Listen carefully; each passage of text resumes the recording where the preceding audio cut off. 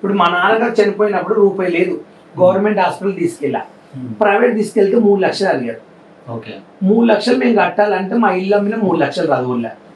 అంటే మీరు ఆలోచించండి, మా ఇల్లు అమ్మి కూడా మా డాడీ చూపిద్దాం అంటే కూడా మా ఇల్లు అమ్మిన 3 లక్షలు రావు. కానీ నిజాయితీగా బతకాలి అని మా నాయనమ్మ చెప్పింది. నేను ఇప్పటికి నిజాయితీగానే బతకాను.